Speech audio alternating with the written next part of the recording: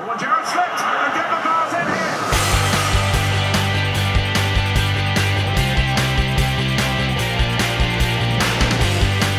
Rodriguez again. It's a stunning ball.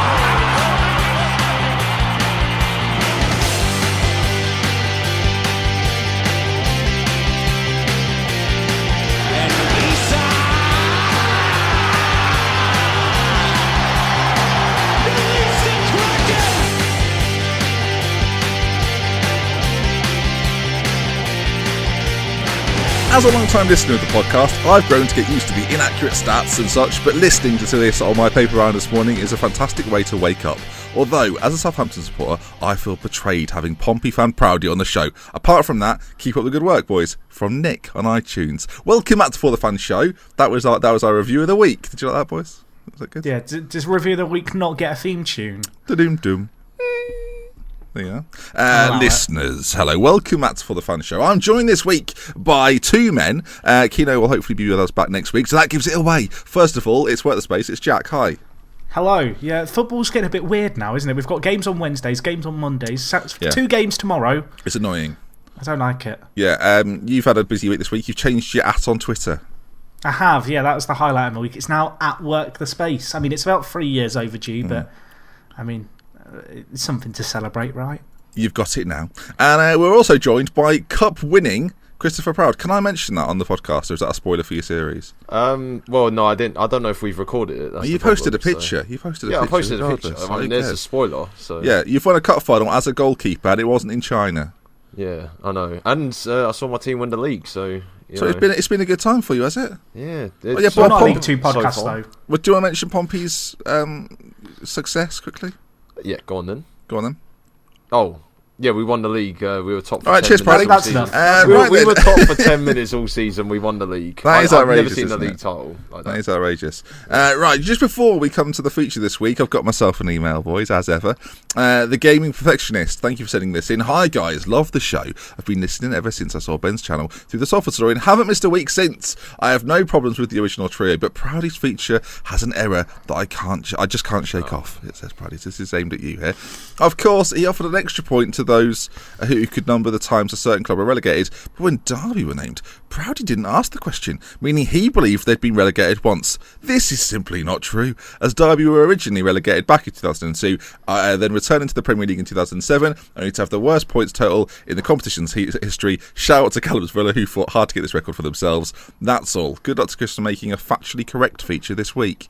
Right of reply. That wasn't the only one you got wrong, was it? Yeah, it was Sheffield United was the other one. I saw in the comments. I was like, oh no, what have I done? And I called you out for the Norwich one at the time of recording. Yeah, so that's 3 I got wrong. So how many did you say for Norwich? 4. I said 3, and then Ben said it was 4. There's 4. Yeah, so just wrong. And then Sheffield United I said was 1, and it was actually 2. So you got that one wrong too. Okay. Wait for 1 week and it all goes like well, hopefully, Proudy, you can come up with a factually correct feature this week. We'll hand over to you. Yeah, so we also found out this week that Real Madrid will join Juventus in the Champions League final, and man, I'm kind of hoping Juventus win it, but you know, yeah, same. Just about this last week, didn't we? Yeah. So I've based the feature around the Champions League finals. So I've picked all the finals after 2002, and I've written a question about every single one. There's 14 questions here, so I'll ask both of you 7. That's a lot of questions. Yeah. This is a lot of questions. It goes for a mammoth feature, so I'm on board with it, to be honest. Yeah, I want the listeners, to at least get one. Like if they, I don't want them to not get any and then think, oh, Proudy's not made it long enough. So, all right, well, come on, Proudy, you've made it long enough. Let's get on with this, shall we?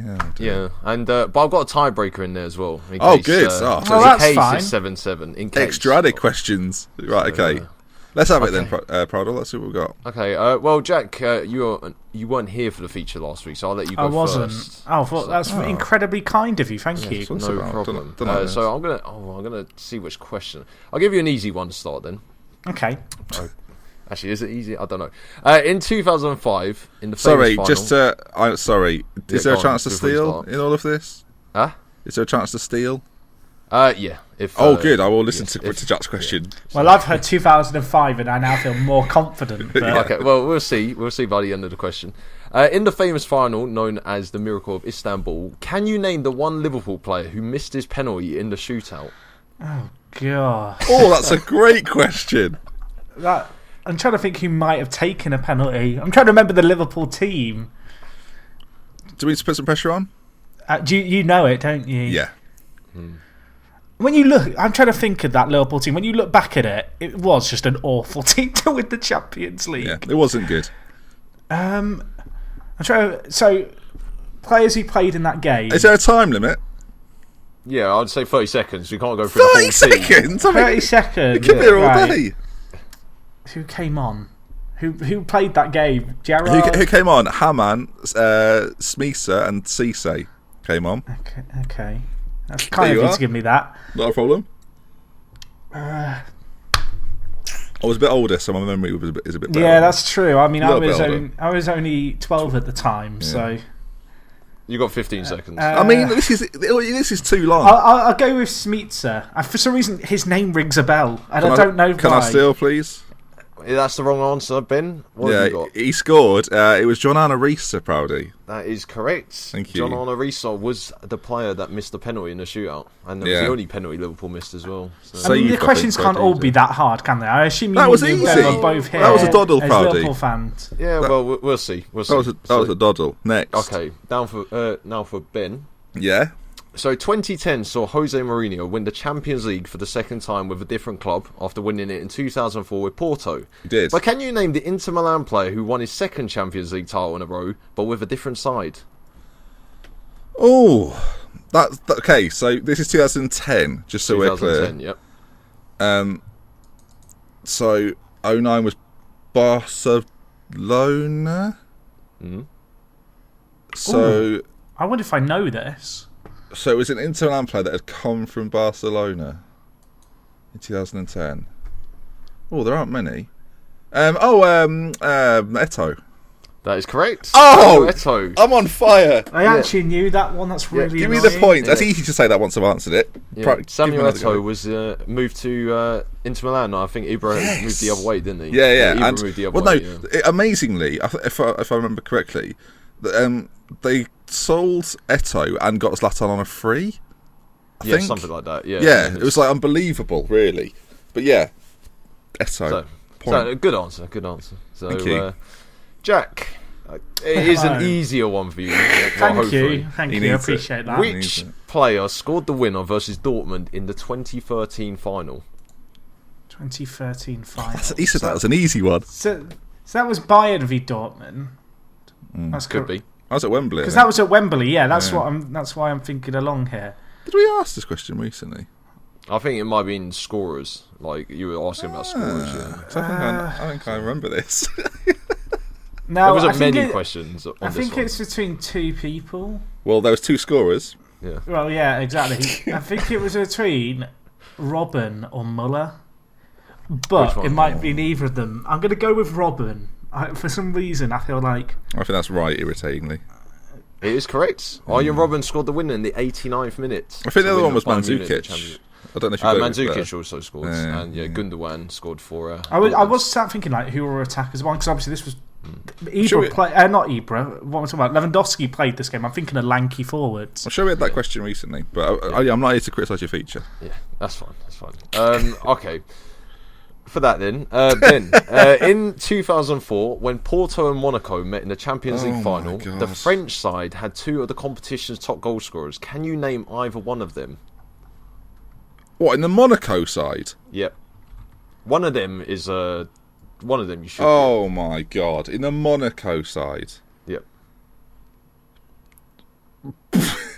Can I have a point? Can I have a point for just naming a Monaco player at the time?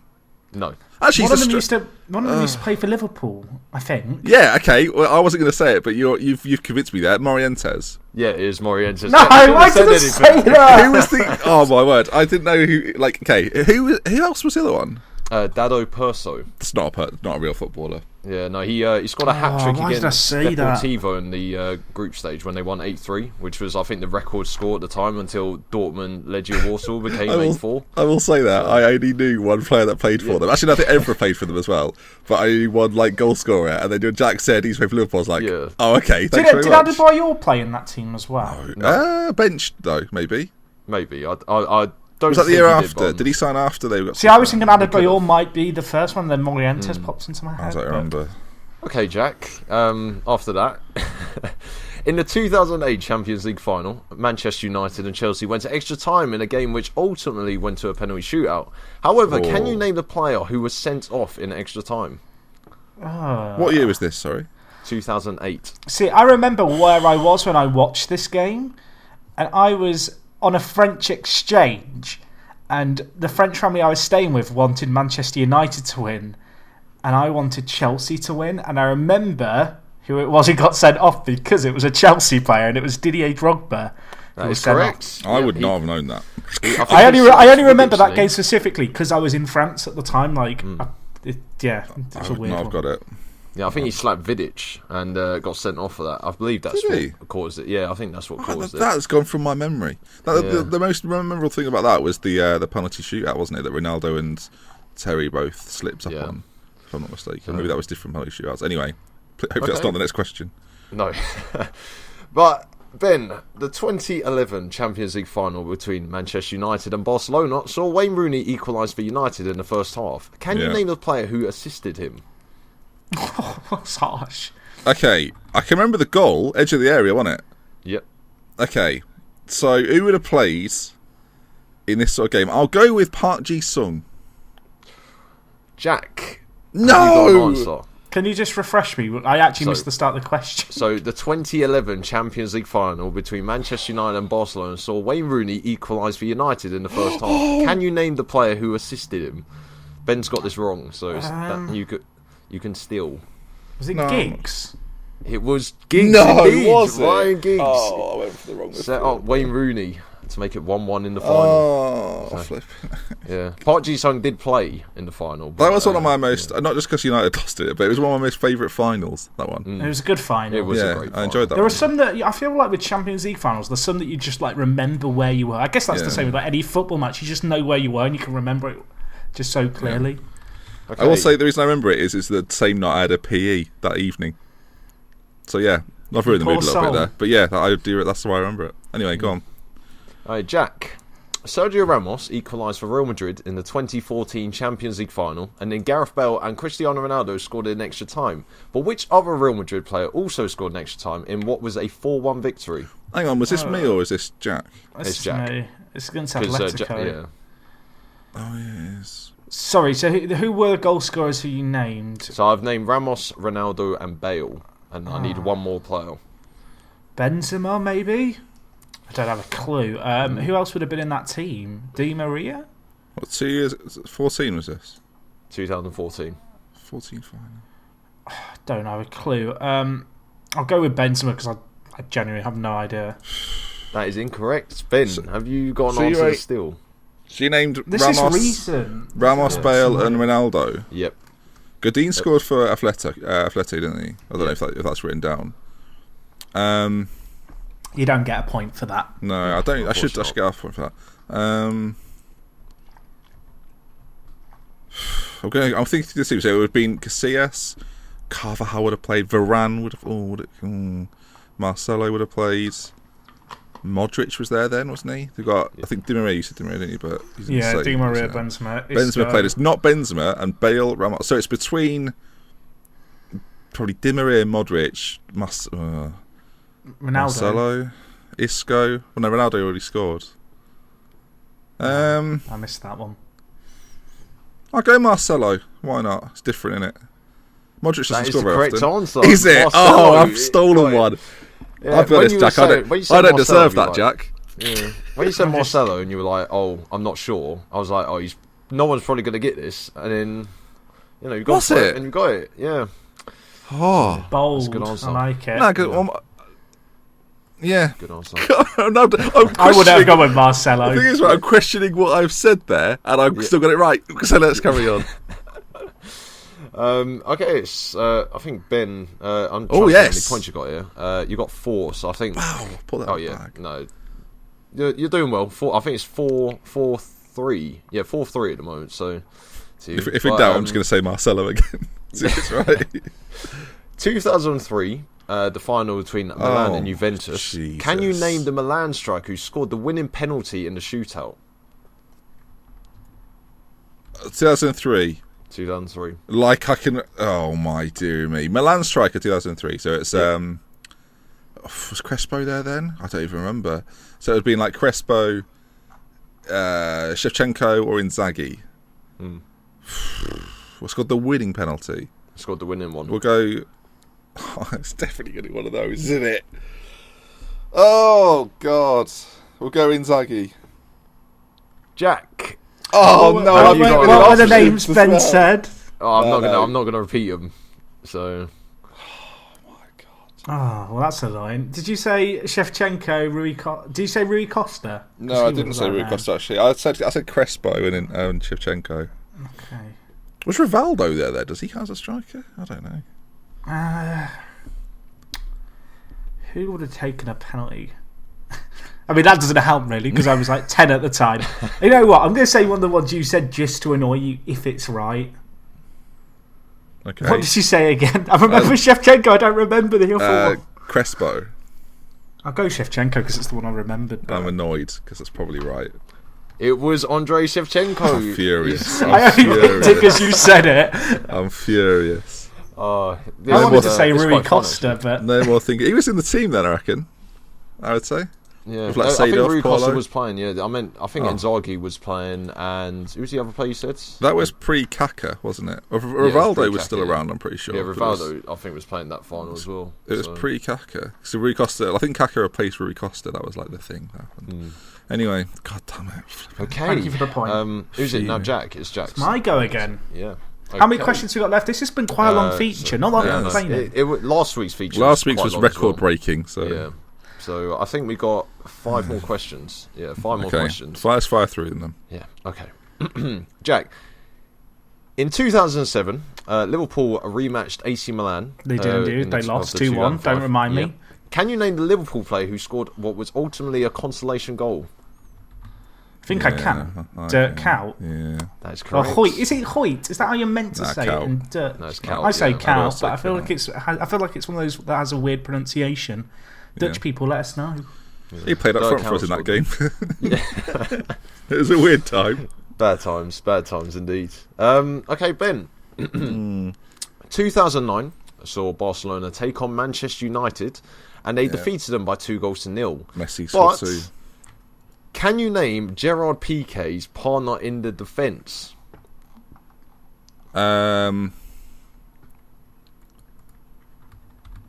Oh yeah, I can. That's a very sneaky question, Christopher. Can I say who Ben? He's a horrible boy, Christopher. That's a nasty question. That is a nasty question because ordinarily you wouldn't think that, but I remember this was on something I was watching recently because he was being interviewed. It's Torre, isn't it? Yeah, Torre.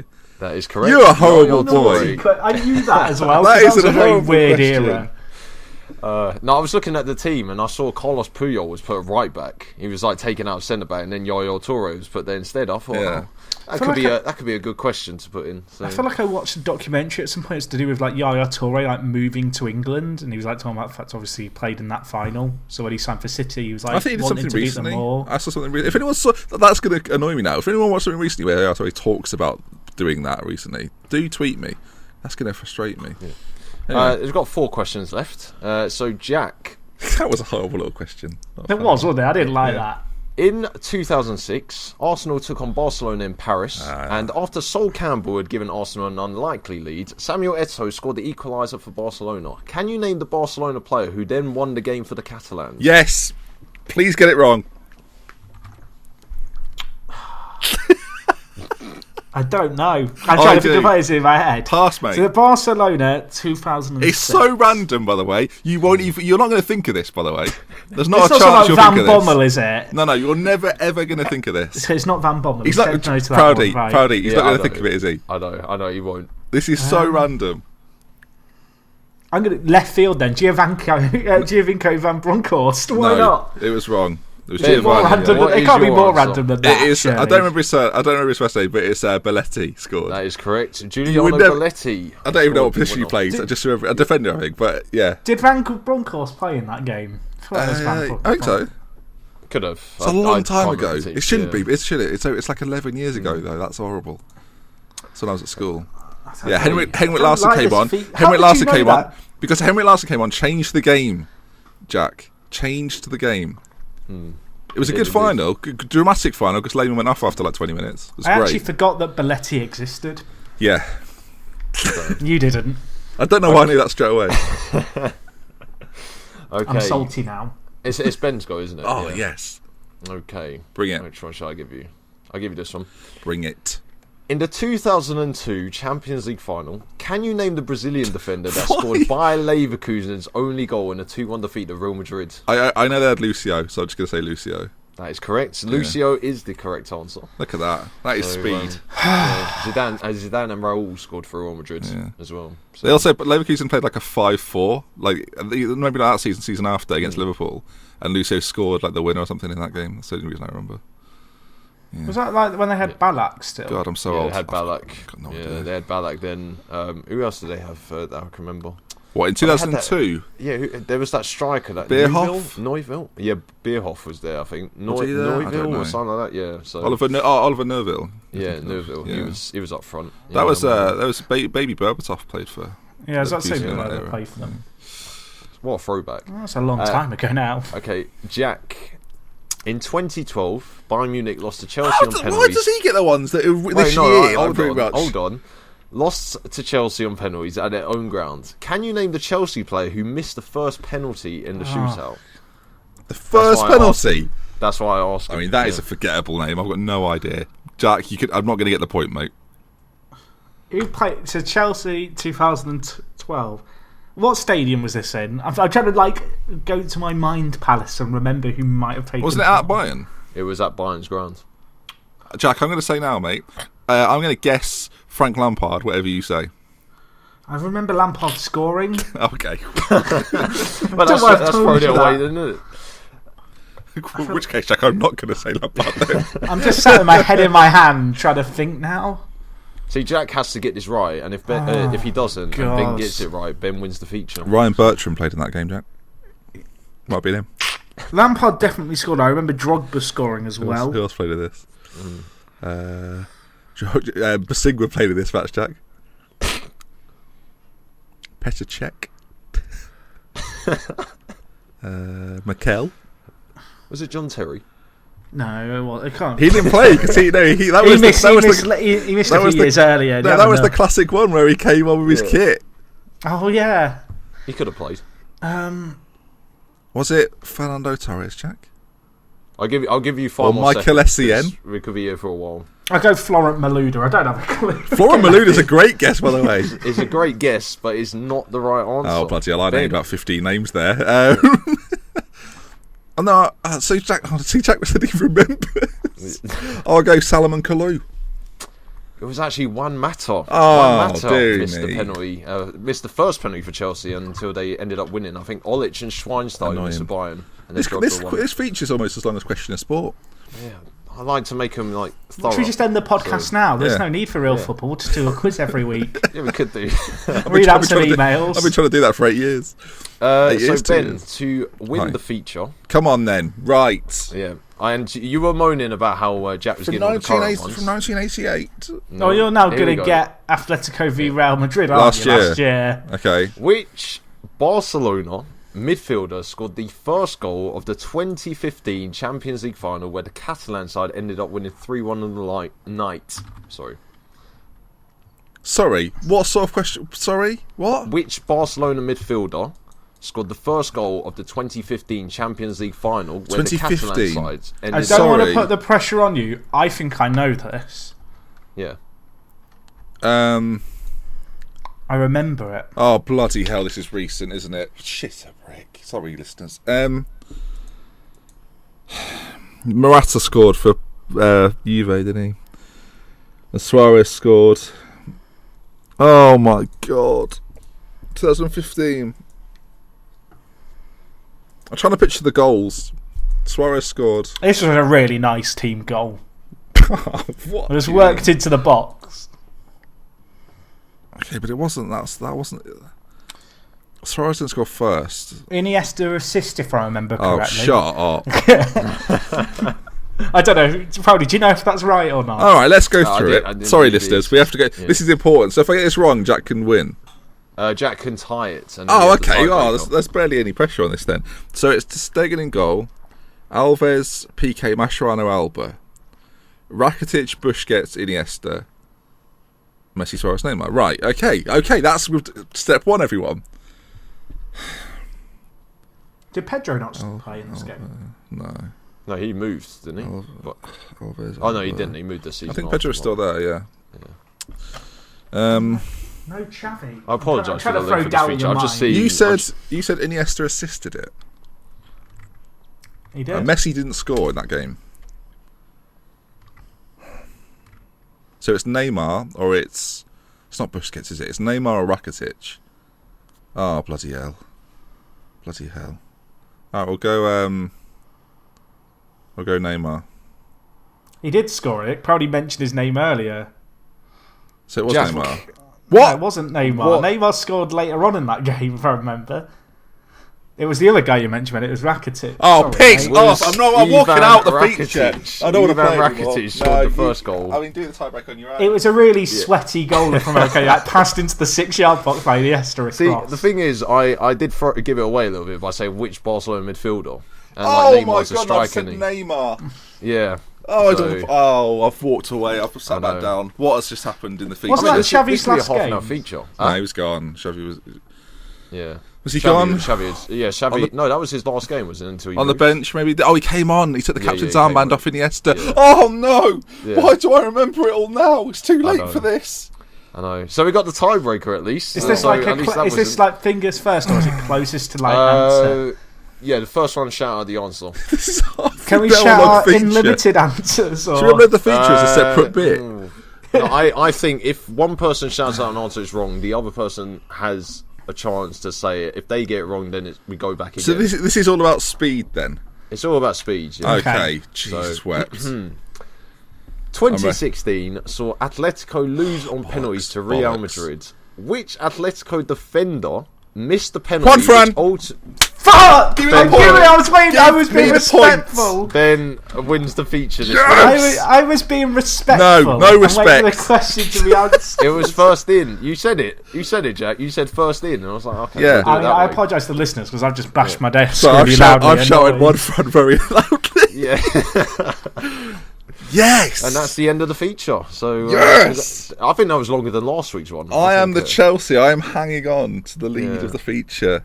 I know. That was Eat a it very by good the feature as space. well. Eat it. Would you have got that seriously? Yeah. Honestly, it was. I was waiting for Proudy to. I don't know why I was waiting for him to finish. Because the other place I played that game were like, was it Felipe Luis and then like Godin and Savic at centre back? Yeah, something like And that, neither yeah. of them would have taken a penalty. So one Yeah. was like the obvious answer. Yeah, Yes. I should have just said which Atletico player because that might have thrown you off. a Nah, little he bit, missed, and then Ronaldo stepped up and took all the glory from what was a final of disappointing proportions from him. Anyway, last year, wasn't it? God, do you know what? That's not that long ago. Oh, dear me. Oh, did you say that? Mark Clattenburg was referee. That's what I thought you were going to ask when you said. No. You know, I like to throw people off. I like to make them think there's going to be a certain question. What a and then, like, feature. tell, You've taken over last week's feature. Unbelievable. I mean, if you enjoy the feature listeners, then that was a long one. Anyway, let's talk then about some football that's been going on recently. We're going to go back a little bit. We're really going to do what we did last week, talk about the talking points rather than talk about the actual games, because the actual games have been and gone. So the big news to come out of last weekend was that West Ham beat Spurs. It was a Friday night, wasn't it, boys? Yeah? It was. I still don't like Friday night football. Every time there's a Friday night game, I get annoyed. I love by how it. casual they try and make it, though, on Sky. That's amazing. Let's all lean back. No one lean forward. Everyone lean back. They love that. But no, Spurs beaten then by West Ham. Pitch size. I mentioned it last week, Proudy. I'm telling you, West Ham's pitch is a very similar size to Wembley's pitch. Spurs got undone by it. I mean, They're going to struggle next year, aren't they? They are going to struggle next year. Oh, it was a bit of a weird game, actually, because it didn't... Well, I know you were talking about the pitch size, but I mean, it didn't even look like Spurs were looking to win until the last 10 minutes. I mean, they just... Or maybe it was just West Ham played incredibly well. And defended really well. Yeah, I can't recall of too many chances that Adrian had to save. I think he pulled off one really good save, and that was it, I think.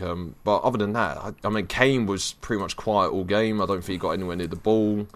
Ericsson couldn't make anything. Ali was getting frustrated, as he normally does when Spurs are losing. Yeah. So I thought he was getting sent off. I must say, I predicted it. Well, yeah. I thought he was going to He go. always seems to at this time of the year. Like, he probably just wants an extended holiday, maybe, like get a few games off. Well, yeah, last year, of course, he had that with England, and he decided to have that holiday at the Euros. Jack, have Spurs bottled this? They have, but Do you think they have? Yeah, Because Rachel Riley on Sky got pelters for saying that Spurs have bottled the league. No, I mean, they've not really bottled it because they were never in command. He's changed it now. Well, no, I feel like when you say bottled, like, it depends on your interpretation, because they were never in a winning position, but at the same time, I think to they've bottle not really is you're in a position where you're expected to win and don't. Yeah, exactly. Yeah. So I don't think they've necessarily bottled it, but at the same time, they kind of tried to apply pressure to Chelsea too late. On in the season. They went on their good little winning run, and I think this kind of result actually, come the end of the season, would have been inconsequential. I think Chelsea would have won the league anyway. So yeah, well, we'll come on to Chelsea in a moment then. But for Spurs, we touched on it a little bit last week. It's been a really good year. It's going to be, if they can keep it up. And as Prowley mentioned, Jack, Wembley next year is going to be the challenge. Yeah, I am a little worried for them. I think the advantage is the fact that they're going to be playing there every week, so it's kind of like they have to adapt. They can't not adapt to it. And I assume that behind the scenes they're like training on bigger pitches, and the preparation is already underway. Interesting you mentioned that, because there's a little bit of talk, and I don't know if they're going to be allowed to do this. I assume they are, though. Is that they are going to make the pitch White Hart Lane size? White Hart Lane's like the third smallest pitch in the Premier League. Should they be allowed to do that? Is the question, Proudy. But I mean, how long are the sides going to be? Like, surely. Well, as long as White Hart Lane, Proudy. Yeah, I know, but I'm saying from the stands, isn't it going to make it a bit? I don't know. Yeah. Well, the back, like at Wembley, the back of the pitch is quite far anyway. Really, like the ends are quite far. The sideline's not too bad. It'll be a couple of metres though, so it will look odd. It'll look like a smaller pitch just on Wembley's turf. Well, I've never been a fan of 6,700 square metre pitches like White Hart Lane. Just Google that. I have indeed. Okay. If that was a stat you had off the top of your head, that was going to be that'd be concerning, wouldn't it? Yeah. What is the square root of all sorts? Anyway, so Spurs have lost the title, but not many people start of the year had Spurs finishing second, and that is pretty much a done deal. In fact, it is a done deal at this point. No one can finish above Spurs that are below them. The chances are the evening that you're maybe listening to this, Chelsea will indeed win the league, and that'll be done. Of course, Chelsea beat Borough, who have gone down. I mean, that's really the talking point, isn't it, out of that game? Borough have finally been relegated. They join their northeastern neighbours, Middlesbrough. They are Middlesbrough, Sunderland. And you boys talked about it a few weeks ago. I asked the question, do you think they'll bounce back? Why haven't they stayed up, is the question I want to kind of pose to both of you. We'll start with you, Proudy. What has been the main thing for you that you've not seen enough of out of this Middlesbrough team? Goals. I mean, I've said this week after week. They're just so... they find it so difficult to score, and I can't understand why. Like, it's, I would have thought, like, I suppose Negredo's not really a prolific striker, is he? The sort of 20-goal a season striker people always talk about. Maybe if they had someone like Jermaine Defoe in the team, they could have scored a lot more this year. Do you think they'll look back and look at that Negredo signing as, it was it was a bit of a Hollywood signing, wasn't it? It wasn't really something that was going to really pull up any trees. Objection. Go for it then. I feel a bit sorry for Borough. I feel like when you're a newly promoted side, you're looking for two players to hit double figures. Like, that is what is needed to be a surefire team in safety. Negredo this year scored 9 goals. That's not actually that bad of a total. It's pretty bad. I feel like for your top goal scorers, a relegated team, I imagine if you were to look through a few of the teams around them, the likes of Hull and Swansea, their top goal scorers have around the same amount of goals. I feel like for Middlesbrough, the issue is that Negredo's got 9 goals. They've scored 26 all season. And you can't be that dependent on one player, particularly Negredo, who isn't the youngest player by any means, has always, I think in the Premier League at least, as we saw when he was at City, kind of lacked a little bit of consistency. And I think ultimately they're kind of a team who they've come up to their Premier League. They've taken risks on a few players, the likes of, was it Victor Fisher, who they signed at the start of the year? I mean, we've not talked about him once now. Yeah, I think when he signed, we kind of said he's the sort of player that 2 or 3 years ago everyone was talking about as like the next big thing to come out of Ajax. He's going to have a chance at Borough to shine, and as you say, we've not seen how many games has he even played this year? He started 6, come off the bench for 6, and that's it. 6. I mean, how much did they pay for him? It wasn't a lot. It was a relatively cheap like deal. 3 million. It was. I think it was 3 million. So he's 6 starts, 6 from the bench this season. I know he had a few injury problems as well, but I guess you must have been looking for more from those sorts of players. Karanka obviously left as well, so I think it's players like Gusted and Bamford as well. Gusted got 1 goal. Bamford didn't score in his time. Yeah, Bamford was a weird signing. Like, for a player who hasn't scored in the Premier League and to spend 10 million on him, like that was a massive gamble, and it didn't pay off again. And it's just some of their signings were a bit weird this year. Like Rudy Gusted, who didn't really shine in the Premier League either. No. He was signed as well, and I mean, I'll be glad to see the back of Middlesbrough, in my opinion, but hopefully they do. Why? Why? No, you're just a biased Sunderland sympathiser. Yeah, I am. I love David Moyes. No, I just I just think they're just really like the way they play isn't how I want to see football played. I think it's just really boring and slow, and I think they've just been unlucky in some respects. Like they haven't scored in games they could have. Which could have won them the game as well. Do you think Jordan Rhodes going and leaving was a factor in this, Jack? I know you're a big fan of Jordan Rhodes. He didn't set the league alight in the Championship the season before, and I dare say that's part of the reason why he was moved on from Borough. But is he the sort of person you would have wanted to see have a bit more of a run in the Premier League? I mean, I guess the issue for them is, I'm just looking through the stats now, they played Christian Stuani up front and he scored 4 goals in 23 games. Gusted obviously came in. Did he come in January? This is a system thing, right? Because Middlesbrough's team isn't that much worse. They don't have the worst team in the league. There's some decent players in there. I think you can put it down as a system thing. You look at Stuani getting 4 in 23, you look at Gusted getting 1 in 15, and then you look at Negredo as kind of by contrast, kind of getting 9 in 34. I feel like ultimately they just lack quality in the final third. They brought in, is it Guidiora? I probably butchered that name, the former Watford centre mid. He barely played all. He made 5 appearances this year. They have a few other players like Adama Traore, who I think we were interested to see given a chance. Gaston Ramirez, of course, took a tumble from the Premier League to have another crack here at Borough. And in reality, I think they've kind of tried to do what Burnley have done, but they just don't have the goal-scoring quality. And even Bournemouth are probably an example of the kind of team they're looking to replicate in some ways. But you look across Bournemouth, they are a team with some really good pacey strikers. And actually, if you look at their goal scorers, Bournemouth this year, they've got plenty of goals. Joshua King's got 15, I think. They've got, the likes of Wilson, who obviously has had a few injury problems here and there. Yeah. And I feel like they've tried to replicate kind of a Bournemouth in terms of, trying not to spend massively. Really, obviously, Bournemouth this year, they did splash of the cash in their second season. I feel like for Borough, I guess one of the issues is their negative style, but also just they lack goal-scoring prowess. I feel like Negredo was kind of the player they put all their eggs in, Negredo basket, and it's a really, like what you said there, by the way, is a really interesting. There's a stat that kind of goes on with what you're saying, right? So you mentioned Bournemouth. I'm really pleased you picked Bournemouth. I'm looking at how many times teams hit the woodwork this season, and usually you can base this upon how many chances they're getting and how often they're attacking the other team's goal. Bournemouth have hit the woodwork 19 times this season, which is the third most. The teams all around them, by the way: Spurs are top, City are second, Manchester United are fourth, Chelsea fifth, Liverpool sixth, and Arsenal seventh. So aside from Bournemouth are the outlier there as a team that not in the top 6 but have hit the woodwork a lot. Borough, on the other hand, have hit it 6 times, which is the third worst. Sunderland 4 times, by the way, and Burnley 5 times. I do think it comes to something, whereas if you just simply not create, like we talked about the goal scorers, right? You kind of touched on it there as well then. That in terms of shots this season, they've had the least.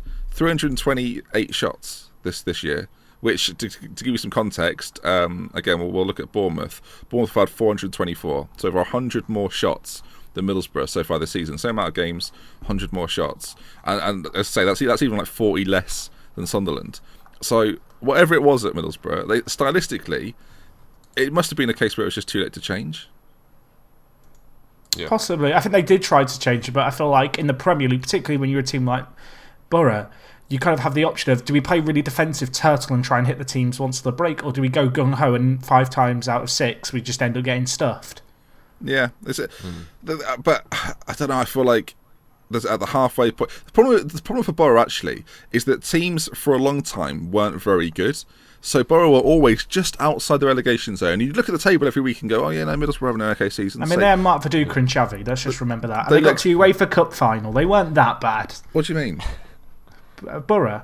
What about them? They got to a UEFA Cup final. What, this year? Oh, sorry. I thought you were talking about like in the past in the Premier League. My apologies. No, I mean this season. I don't think I ever looked at Borough as being kind. I don't think I ever looked at Borough as being safe this year. No, but I think you saw Swansea have quite a poor time of it. Hull was struggling as well. Sunderland have never looked good this year, and because they weren't actually in the bottom three, I'd be interested to know how often Borough were in the bottom three this year. Okay, from my perspective then, I looked at them and thought, okay, they're coming along nicely, they're probably not going to go down, they're not setting like the league alight or anything, but they're probably going to be safe. And the more you look into it, you realise that actually they were having quite a poor year throughout the year. Another little stat for you, Middlesbrough, 49 offsides, which is the second least amount. It's Sunderland 8th on that list, 72. So again, it just kind of I'm basically trying to back up the fact that they just didn't create enough. Well, they didn't have the creative players, the midfield to be able to create things as well. I don't know what it was. I don't know why the change didn't happen in the January. Like we saw teams go out and spend and bring players in like when they needed them. We didn't see that. Like Palace were the example of that. For example, they went out and bought a few players. We didn't see that from Borough. We didn't see them try and change their fate, essentially.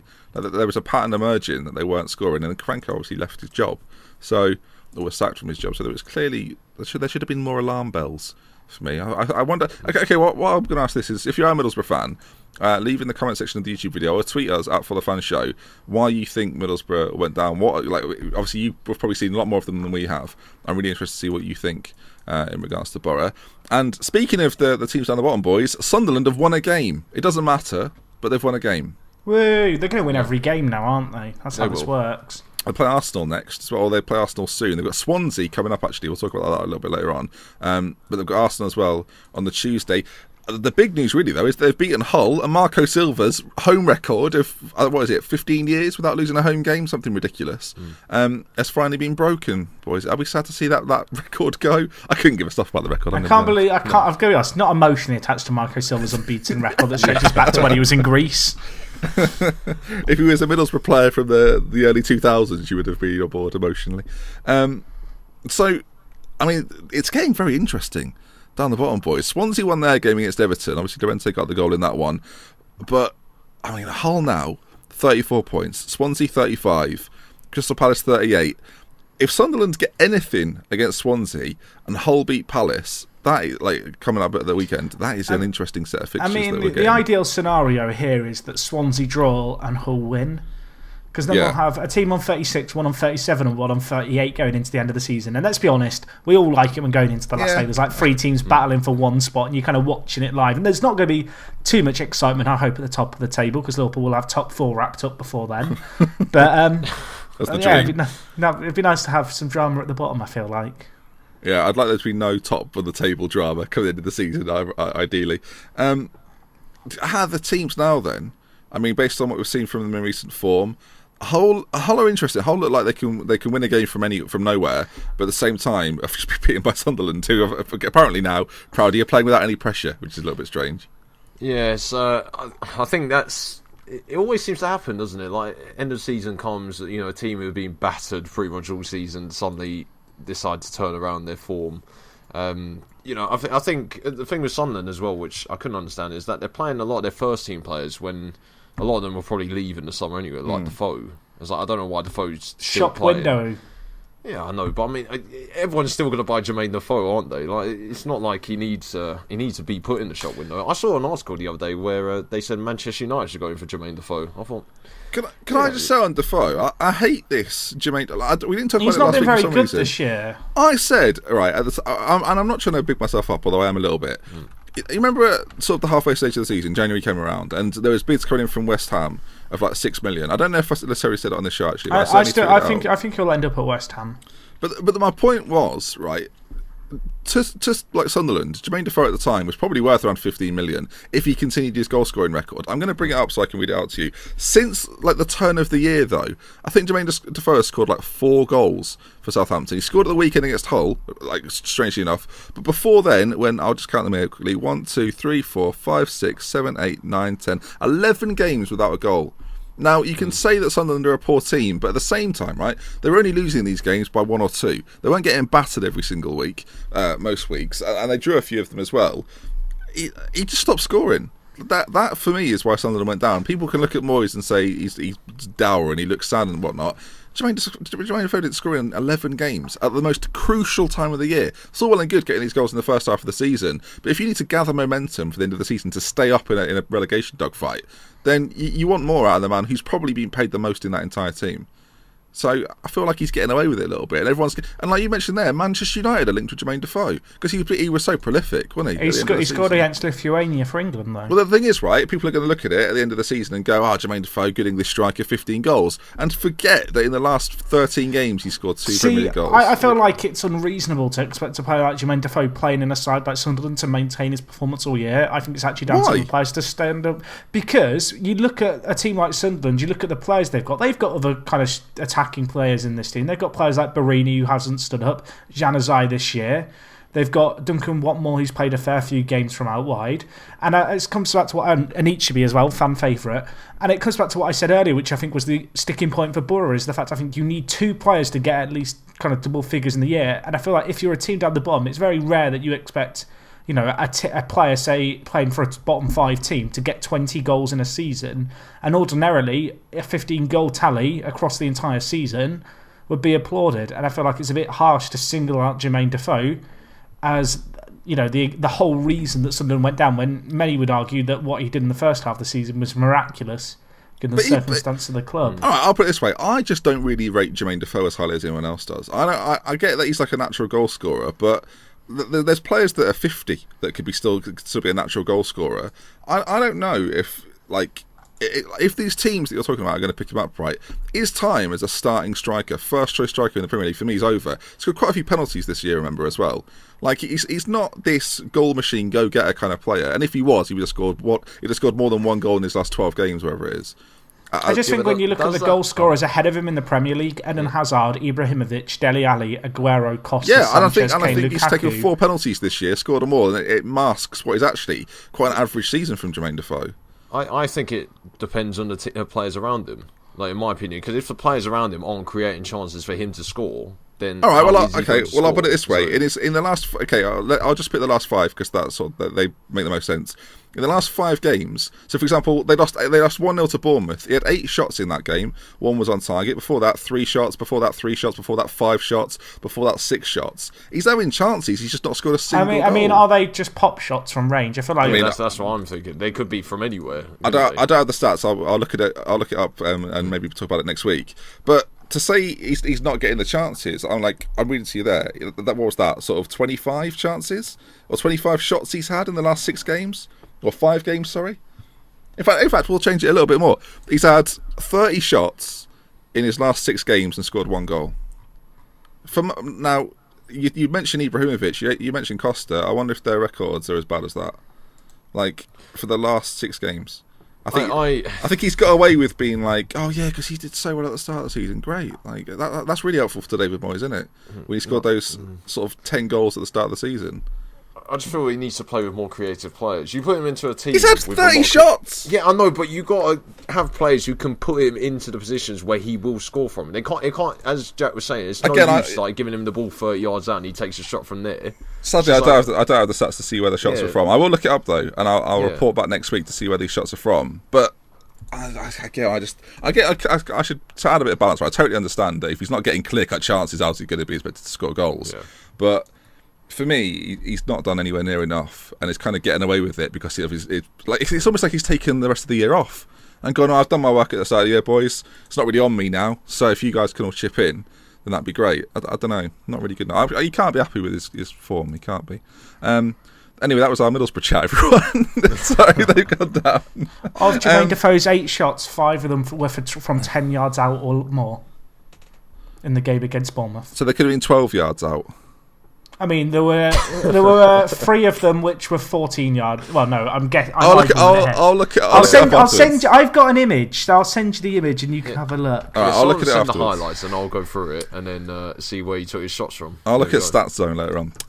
Right, just before we get too carried away, of course, Swansea beat Everton, which is a really, really good result for Swansea, and it keeps them alive in the league this season. But the news is coming out of Everton, and we want to talk about this because this is almost breaking today. That Ronald Koeman has said, allegedly, I don't think Everton have come out and said this, that Ross Barkley either signs a new deal this week for Everton or faces the consequences of being sold, which is a very bold thing for Koeman to say, Proudy. Yeah, they've not really got on well this year, have they? At all. No, he's been a little bit moody about it. Yeah. Yeah. It's one of those. I suppose it's one of those managerial things where he's gonna be like, oh yeah, the player can't be bigger than the club. Like, he probably thinks that Ross Barkley will become one of those who'll think he can demand whatever he wants and he'll get it. Sort of similar, like, to the way Lukaku's sort of going, I think, in my opinion. Lukaku seems to have that sort of aura around him where he'll be like, oh, I'm the best player at the club. I scored so many goals. I can demand what I want. Like, if I want to leave, I can leave. And Koeman's probably doing the same with Barkley. He probably doesn't want him to leave, but Barkley's sort of being. His head's getting turned, maybe. Like, he's probably got offers from, like, his agents probably talk to him, say, oh yeah, I've got this offer from Chelsea, or I've got this offer from, like, whoever, Man City, like, they want it, and that's probably why he's lost focus, maybe, because he is a good player. I always say he's a good player. Like, he can, he's very natural on the ball, could beat a man. Sometimes he can be a bit, his temper can go in, like, big games. But he is a good player, and under the right manager, he can be a really, really good player in the Premier League. But that brings us on to sort of the point, Jack. If he were to leave Everton, which I think would be a shock, actually. Like, I'd be amazed if after the season he's had, it's not been amazing this year. He's got the potential, but it's not been amazing this year. I guess it depends on the price that they want for him. Well, let's say 20 million. I think that's probably about right. Would you say for Barkley, young English prospect in the Premier League, probably going to go for around 20 million. I can't imagine him going for much more or less. Fair. Where do you think would suit? Who do you see going for him? We had a little bit of a chat about this before the show. I actually wouldn't hate him at Liverpool. Now, I know that's a mental thing to say from a blue, but I kind of feel like we lack a bit of punch and a little bit of nastiness in Liverpool. And I'll go back to the game that we will talk about soon. And I'll go back to where Jimmy Milner's going to take the penalty, Forster stood in front of him, giving it large. There's no one nasty in that Liverpool side. I don't think Barkley will go to Liverpool for obvious reasons, but I feel like he's the kind of player Liverpool should be looking at as an option. It won't happen. I'm going to say that now, but I could see. I mean, the issue is, where does he go? Because Everton, in reality, they're in 7th in the league right now. Is anyone in the top 6 going to want him? I mean, maybe City be linked with Kyle Walker. They might need a few more English players for European competition. Arsenal. I wonder if Chelsea, Arsenal, City are looking at it going, we don't really have enough English players throughout our squad. There's a talk that a few of them are losing English players as well. Like Oxlade-Chamberlain might leave Arsenal this summer, even though he's had like, sort of a good run of form towards the end of the year. I don't see where the natural home is. I could see someone like Stoke, like Mark Hughes, taking him. I feel like the reason he wants to leave Everton, though, is to play like European football regularly. But he's not proven this year that he's ready for that, I don't think. I don't think he has, but at the same time, I think if there aren't those offers on the table, he would have signed a contract with Everton imminently. I think he will sign, though. I don't know. I can't see him leaving. I feel like if he doesn't sign a new contract, it means that one of the top 6 is already tapping up him and his agent. I feel like it makes. I think it makes sense, as I said, for like a City. I mean, City being linked with Kyle Walker. Actually, that's a pretty reasonable deal. I just worked it out. We're going to see a £20 million swap deal between Ross Barkley and Wayne Rooney. You reckon? No. What do you mean? No. Why not? No. Why would Mourinho not want him? He's got a bit of bite about him. Mourinho quite likes that. It looks like United are going to lose Ibra as well. They might want someone with a little bit of... It's not the Barkley to United, it's the other way around, the Rooney to Everton. Why don't you think that'll happen? No, because, I mean, can Everton match what Rooney would want? I think Rooney's still 31. I think Rooney would lower his expectations. Yeah, I think he'd take a pay cut for Everton. Yeah, but still, from like 300,000 or whatever he's getting paid now, I mean, he certainly won't go, like 70% cut or whatever it is. Well, Everton could pay him, say Lukaku leaves as well, right? They could probably pay him £100,000 a week. If they wanted to, the way the Premier League is now. I don't think he would take that, though. I think he would just say, I'll stay at United for another year. Has he got a year left, Rooney? Has he got 1 year left on his contract this year and then next year? I should clarify. I think His contract's not up at the end of this year. Yeah, I think when it runs did he out. signed a 5-year deal with? Well, I think that was Moyes? 13. Oh, 13. Yeah, he signed a 5-year so it's deal. 18, isn't it? It runs out 18. So it's next summer. Next summer it expires. So there could be. I think the swap deal is on. I will say his contract actually runs out in 2019. Is it to 19? to save an email. Okay. Oh yeah, sorry, he blimey. signed it in 2014, didn't he? Right. His agent's done well there. Either way, that's a long. The agent's done very well. I mean, to get that contract, my word, £300 a week at United. But he's loving life. Well, it's interesting. I don't know where Barkley will go. Let us know though again in the comment section. Where do you think Ross Barkley fits in, or do you think he'll simply stay at Everton to sign a new contract? I think that's the most likely of the options. But there's plenty of time. Still could happen. Still could happen. I like how cutthroat Coleman is, though. I've got to say, I really like that. Let's move on to the Sunday then. And Liverpool gave Manchester United the opportunity, didn't they, to take the control back. A 0-0 against Southampton. You mentioned it, Jack. Milner missed the penalty. He apologised afterwards. Said he was sorry. I think he scored so many penalties this year. He won his points against Spurs, against City. I think he scored against 7 and United missed as one. well. He scored 6 or 7 and missed 1 so far. So it's not too bad. I think he's earned more than the points he lost in this one game. Yeah, that's fair. Overall, though, Liverpool look, I dare say, we haven't had European football, Jack, we look a little bit tired. We look a little bit sluggish, and we don't really look like we know how to beat teams. We look like that we sit don't back. have a top 4 squad outside of the first 11 players, and even then I think some of those are dubious. Yeah, so, should be said, Southampton, I was surprised actually. Southampton came and defended, and I didn't think we'd see that from Southampton. I actually thought we'd win this game, because I thought Southampton, with not much to play for, would come out and try and play us. Actually, they didn't really. They sat back quite defensively, looked to hit us on the counter-attack. Of course, it worked in the Cup when they got to the final. But, I don't know, I expected more. Liverpool, though, as I say, without Mane, there's no cutting edge. Actually, there is one player I want to talk about. I don't know, and I've said this before, maybe not on the show, but Divock Origi, Jack, is a fascinating character, because there are times when Divock Origi looks like he's going to be the best striker in the world, and then he has games against Southampton where you barely notice he's on the pitch. Sturridge came on for the last sort of 15 minutes and looked like a breath of fresh air. It's like, where's this Daniel Sturridge been? Got involved in everything, had a few chances, created a few bits and pieces for himself, and we didn't see Origi do that for 70 minutes. I mean, Origi's got 1 goal off the bench this year. I saw a really interesting article. It was on the Liverpool subreddit. It was someone who looked at all Klopp's subs to look at the impact they had on games. Origi scored, I think, 1 goal off the bench this year. He's really not had that bigger an impact. And I think actually the big concern for me as a Liverpool fan going into this game was thinking back to the League Cup, where we lost to Southampton 1-0 in both legs and drew 0-0 away at Southampton. I just didn't see where the goal was going to come from this year with Mane's injury. I feel like Mane... Certainly a problem. So, I don't know. I kind of look at this game, I guess, and I'm not entirely surprised. And I guess we're fortunate, as you already mentioned, in the fact that Arsenal kind of saved us a little bit. But for Liverpool, I mean, people were looking at Liverpool's fixtures going, Liverpool, they've got, 2 games left of the season. Their fate's in their hands. It's easy games, It's West Ham, it's Middlesbrough, it's Southampton. Those are literally the kind of games which I am detesting as a Liverpool fan this season. And I don't enjoy it. And I know I'm not going to enjoy West Ham on Sunday this weekend. The problem is, Jack, we were convinced after wins against Stoke and West Brom that we're over that now. We could do it. And then against Southampton, it all sort of felt all too familiar. Proudy, as a quote-unquote outsider, how do you think the top 4 finish? Of course, Arsenal beat United.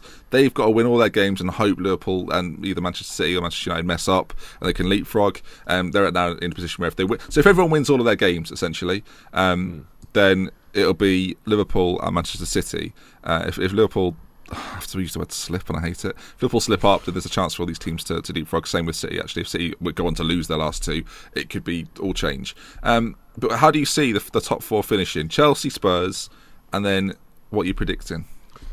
It's going to be what it is now. So Liverpool 3rd, Man City 4th, in my opinion. It could swap, so Liverpool could end up 4th, I think, because City still have a game in hand and only a point behind, aren't they? Yep. So I think that top 4 is pretty much going to stay, because Man United, I think they've already, after proving on Sunday, their focus is on the Europa League, and Arsenal have got Stoke away in their next game. Tricky. We know that they struggle there pretty much every season. So I think the top 4 is pretty much solidified in my opinion. I can't see Liverpool dropping out. I mean, I know you've been talking about you've got West Ham and Middlesbrough, but Middlesbrough aren't. I don't think they're going to win at Anfield. It'd be interesting to see how Middlesbrough play in that game. That's going to be really interesting. Middlesbrough, If obviously, they go and win 3-0, then it's probably the... well, the thing is, right, they've got nothing to play for. Yeah. There's no point in them trying to defend anything. And we've seen they're not that prolific in terms of goal scoring. It's going to be difficult for Klopp to set up against Middlesbrough. How do you set up against a Middlesbrough team that have got nothing to lose, but at the same time would maybe quite enjoy just stopping Liverpool getting into the Champions League? I think it will play into Liverpool's hands if Middlesbrough come out and try. I and hope so. Yeah, that's the dream, Proudy. Yeah, I was going to say Klopp's tactics we see a lot of the time is to pretty much counter press, isn't it? It's always to counter press, and if Middlesbrough go out there to attack, then the players that Klopp has at his disposal should be capable enough of countering it and then beating them and scoring a few goals. Well, it depends who plays up front. I mean, Origi's not really scoring. Sturridge isn't really scoring either. Well, Sturridge has not really played. I feel like you guys are overthinking this. United are going to lose their next 2 games against Spurs and Southampton away. Arsenal are going to slip up against Stoke and Sunderland, and Liverpool are going to lose every game and still get top 4. Oh, I can't. So pretty much what I've just said. I can't be doing that though. They're going to stay the same. Well, you made a really interesting point there that no one ever talks about when talking about Liverpool faltering against these lesser sides. Is that Jurgen Klopp's style of play is to counter press, and the teams in which we don't win against simply don't press. So it's very difficult to press a team or to counter press a team that don't press in the first place. That is why Liverpool don't beat these sides that sit back, because they're essentially waiting for you to come out. And the problem is, the reason we can see goals in this sort of situation is that when they do counter press, all of a sudden we're like, oh, this is new, suddenly they're doing this, how do we react to this? It's not happening throughout the game, so it's like a shock factor that Liverpool seem to get caught by all the time. Burnley was the prime example when we lost 2-0 at Turf Moor early in the season. And you know the way Liverpool are going at the moment, it's a nervy end to the season, Jack, and I'm not looking forward to it at all. I won't even pretend. No, I don't want to think about it. Is that okay? Can we move on? We'll move on to the fact that we touched on it very briefly there. Then Arsenal beat United 2-0. The best I've seen Arsenal play for flipping ages. Better than the FA Cup for me. Just looked like a team. Well, United didn't look like winning it, and Arsenal did, and that doesn't happen all that often for Arsenal this season. Anyone? Yeah, I thought Arsenal impressed me, actually. I think for them this is the kind of game where, I feel like they could have bottled it under normal circumstances. I think 0-0 at half time, both teams would be reasonably happy with that. At the same time, I guess there was the weird air about this game where both teams kind of needed to win it. And the issue really is that Mourinho, so far this year, against the kind of fellow top 6 sides, with the exception of Spurs, who they're yet to play away from home, they've not actually scored away from home. They've drawn against Liverpool 0-0. They lost. Did they lose to City and Chelsea? No, they drew against City 0-0, and then they lost to Chelsea and Arsenal now. But they've not scored in any of these games. And I think it's one thing to praise Mourinho's kind of tactical genius, in a game like Chelsea v Liverpool where Gerrard slips and you get a slash and grab 1-0, poop on the party, end up finishing third. It was 2-0, but even so, yeah. It was 1-0 in my heart. It didn't matter after one. It was the one that mattered, yeah. I mean, the thing is, as soon as you concede 1 against that style of play, that's when you're in trouble because you'll set chasing. And the issue for United this year has been they've not scored that 1. And there's kind of players like Mbappe being linked with them. Why the hell is Mbappe going to want to go to this United side when he sees these kind of performances against the big English sides? And I also would worry that for United, this is the kind of style of play which, if they were to make the Champions League, is what would be their undoing against the bigger sides. I think the interesting thing with United, and this is a bit of a problem for us talking about now on the podcast, but you can't really judge at this point what Mourinho's doing at the moment. And you can't even judge United's season until the Europa League final if they get there. Like, if they get into the Champions League through the Europa League final, for United this year, that is essentially job done. You can say they were supposed to challenge, but to say they've had an awful year at this point, and I think by United standards they've had a poor year. Even if they win the Europa League, they've had a poor year. With the money they spent, with the investment they made, with Mourinho, the hype around Mourinho, I think it's a relatively poor season to not be challenging or being in the top 4. Of course, it could still happen, but at this stage, we can only talk about what we've seen so far. I think it's. Do you agree? It's difficult to judge them until that final in the Europa League. I guess so. I feel like the issue is if they don't get it, I feel like Mourinho's in for it. By the way. Yeah. I mean, what happens, so forgive my ignorance here, if they win, are there 5 English teams that then go into the Champions League? Okay, they go straight to the group stages as well. Because there was that confusion, wasn't there? Was it 2005 when Liverpool won that they finished outside the top 4 and there was the confusion as to what would happen because it never happened before? The reason there was confusion is there wasn't the guaranteed spot for the team that won it. I think there was just always this idea that if you're winning the Champions League, you're probably qualifying domestically at the same time. And Liverpool the first team not to have that be the case, I think. So They did, and then they had a beautiful qualifier against TNS. Yeah, they did. Remember it fondly. That was fun, wasn't it? That was enjoyable. Right, shall we talk about the games that are to come, and then we're going to go on to some listener questions that we've got there.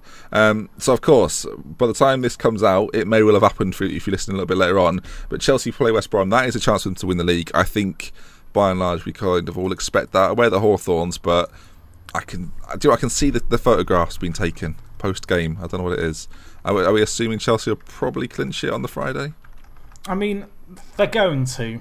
I hate to say it. Proudy, are you as convinced, Proudy? I think it's going to be a draw, in my opinion. Is that enough?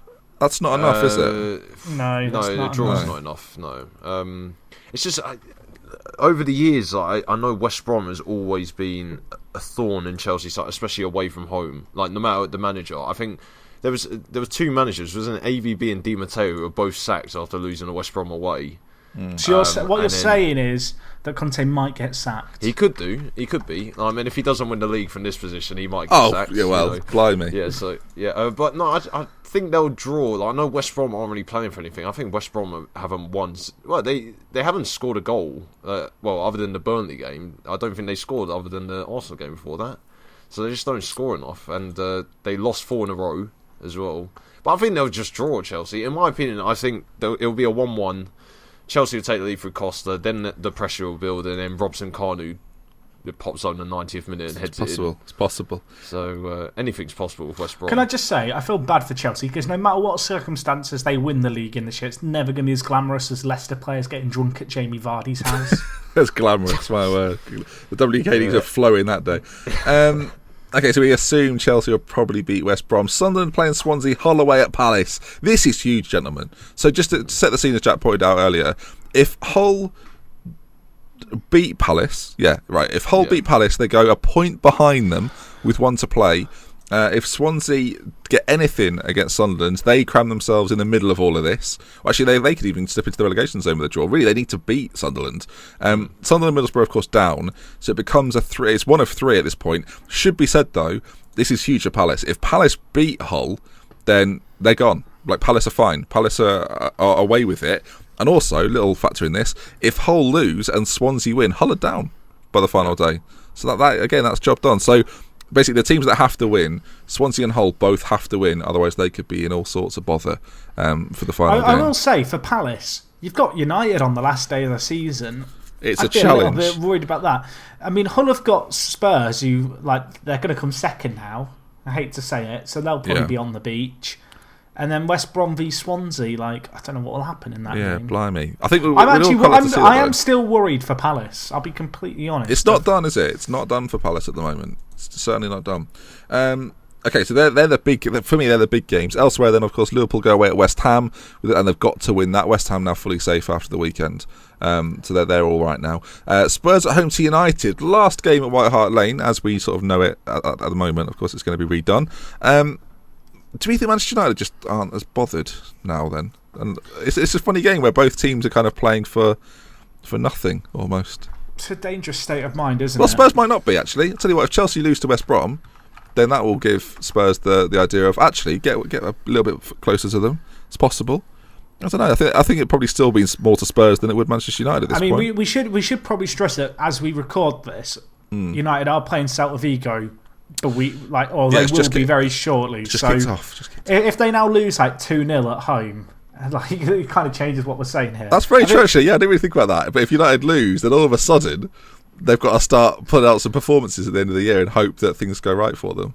Blimey, I didn't really think about that. Oh, Heavens. So all our opinions are pending, is what we're Indeed. saying on that front. And Arsenal play Sunderland again, knowing that they have to win every single game now to have any chance of getting in the top four. And that kind of wraps up the season's coming. Every other game there, I don't want to call it a dead rubber, folks, but it's a little bit of a dead rubber. So there we go.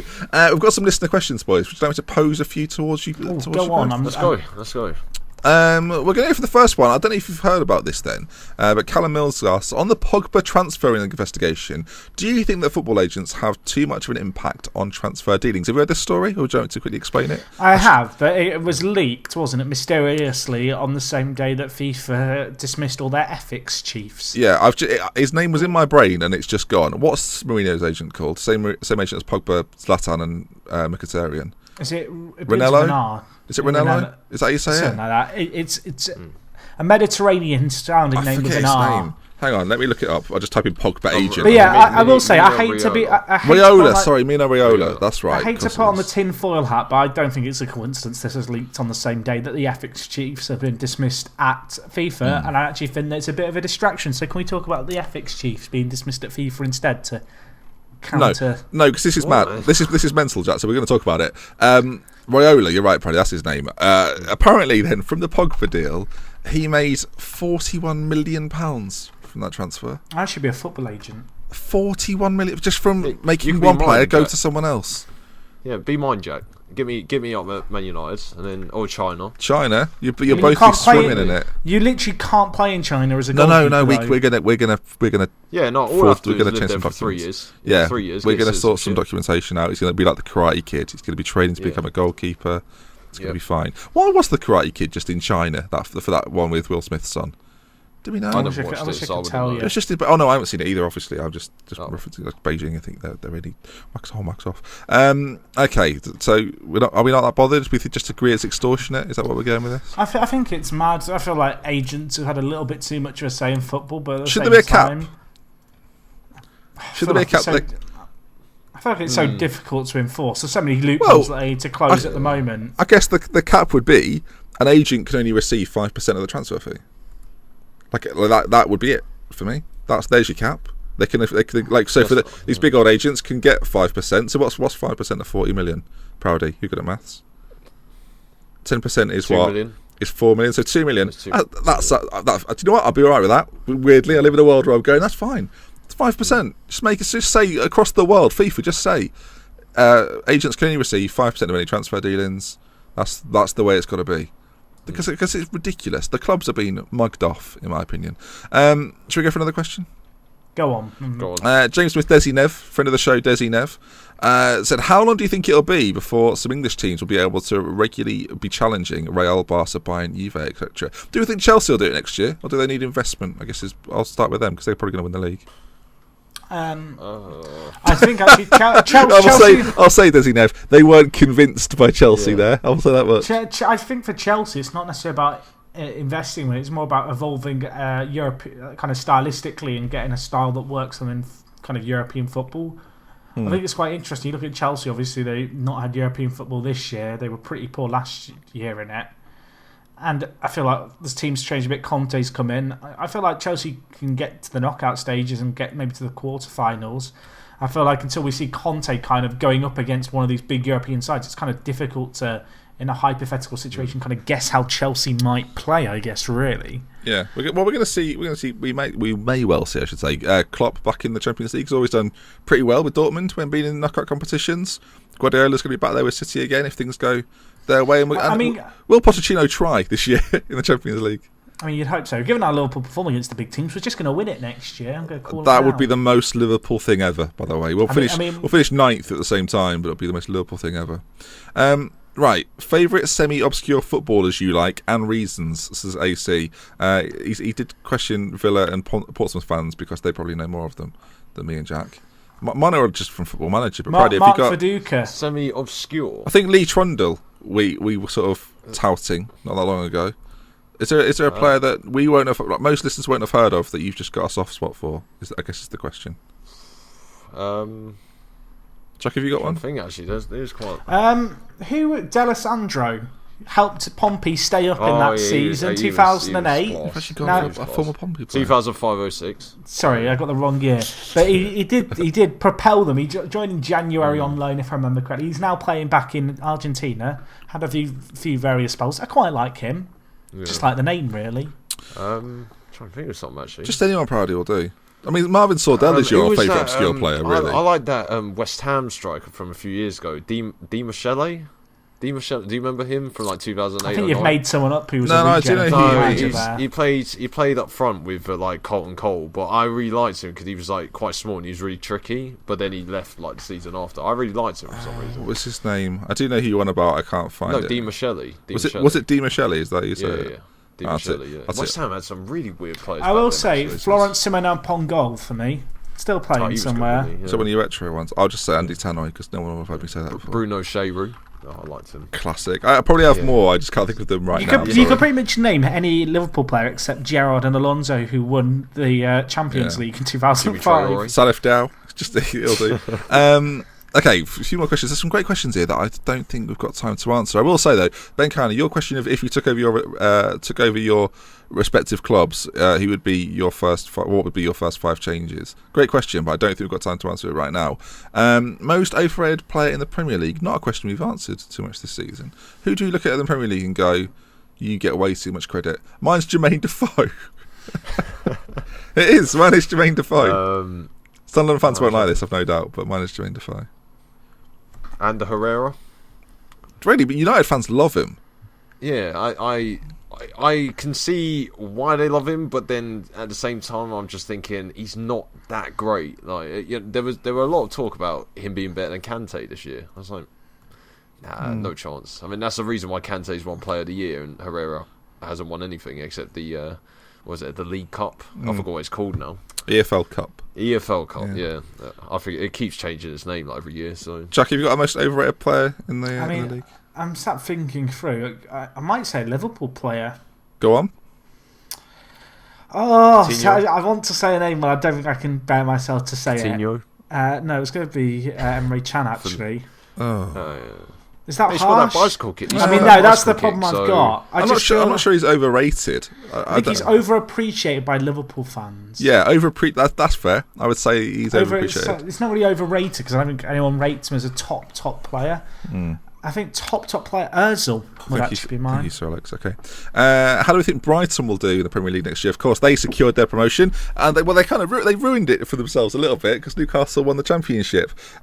I think Newcastle will be sort of mid-table next year, and that's a really easy thing to say. I just suspect they will be. And Brighton, I think, will be in a similar position to maybe Watford. Is this the bit where I have to mention my shameful confession about Brighton? Oh, I know what you've done. This is awful. Yeah, people let me know. Brighton are my local club. This is awful. For the record. I don't know if you should say it on the podcast. I signed up for... I mean, I've said it now. I've started, so I'll finish. Go on. What's that game? What game show is that from? I don't know. I've signed up for Brighton club membership next year because it's a club who are on my doorstep in reality. And I've been to Brighton a few times to watch games. Awful. And I think with Premier League football, it's a more appealing place for me to make the kind of 40-minute trip to. Good. The Amex Stadium. You're a glory hunter. I mean, the last time I went there, I was supporting Norwich, and they lost 6-0 at Brighton. So I mean, didn't if you go as a Bournemouth fan, everyone. Didn't if you go as a Bournemouth. I mean, I've read it as a Bournemouth fan. That would be a turn up for the Bucks at Brighton, wouldn't it? Sort of playing into this, who do we think will be the surprise team of next season? Doesn't say if it's a good surprise. Connor asked this. Doesn't say if it's a good surprise or not. But who do you think will be the surprise of next season? Southampton. What do you think they'll do? Go down. Wow. No, because I think... Oh, we go. There's a reason, everyone. There is a reason. It depends if Puel's still in charge, because I think he's too negative as a manager, especially with a team I don't want to praise Southampton too much on this podcast. I mean, you've just said they're going to get relegated, Proudy. So well, yeah, but I'm trying to balance it out. It's just because I think Southampton have the players. No, Southampton have the players to play attractive attacking football, and Puel isn't that sort of manager. So I think he might struggle next year, and they'll struggle. It's attractive football that keeps you in the Premier League, though. I don't know if it is. Oh, Bournemouth did it. I mean, Middlesbrough have proved that unattractive football also gets you relegated. So, so there you go. My Jack? bold prediction: Huddersfield will finish top half. Not even won the they playoffs go yet. Wait, so you think they're going to go up? I don't think they will. I go do. Up, actually. I think Fulham are going. Fulham have got the momentum. Yeah, I'm with you, Friday. I think Fulham have got the momentum. I mean, Huddersfield have been resting their players like the last 5 weeks. That is true, but that's not always a good thing, though, because they're not match fit now. Then, Jack. Yeah, Mourinho did that. That's Look a what's problem. happened. Surprise team of next season. I think. Shall I make a really bold prediction? I don't know if it's a surprise though, but I do have a bold prediction. I think Manchester City will win the league by 20 points. 20 points is outrageous. I think the City will win the league. I think they'll win the City. I think they'll win the league comfortably. I'll say that. I think we'll see a different Manchester City next season, and people will be stunned. I think Guardiola's going to shut a lot of people up next year. For a more unconventional answer, I think. Oh, should I go for someone controversial? I don't really know if I can really. I think Everton will have a really good year as well next year. I mean, they're in 7th at the moment. So I how know, good but are you thinking? I'm thinking on the brink of top 4 next year. I think Mental. there's a lot of problems at the top of the Premier League at the moment, and we'll see what happens. Or Arsene Wenger will be sacked, and that'd be shocking halfway through the season. Right then, we'll leave it there. Thank you for all your questions. We'll answer some more next week. So if we didn't answer it this week, ask again, and we'll fire our answers back at you next time. If you've enjoyed this week's show, please leave a like on the YouTube video, and if you've enjoyed it on iTunes, leave a rating. I'll read some of the best ones out at the start of next week's show. If you want to see more from us, at ForTheFans Show on Twitter, ForTheFansShow.com. Jack, pleasure as always. Thank you very much for having me. It was a pleasure. Good, and unlucky on the feature. And Proudy, good feature this week. It was very, very long. Longest feature ever. I mean, you break it out next week, it'll be 35 minutes long. So it'll be the whole show. Okay, maybe we'll do an end-of-season feature special where me and you take each other on, and Jack and Keno have to come up with a feature. Yeah, I think Jack should do the feature once. I mean, I did it once, and it was a good feature. Yeah, maybe you do it next week then, and we'll see what happens. You're right. Okay then, and from us at For The Fans, we'll see you again next week. We love with care. From me, it's Benji, from Jack and Proudy. Goodbye. It's a sculpture of a goal, Benji. It's perfection. Keno, I think you're going to have to be calling for an oxygen mask over here, my friend.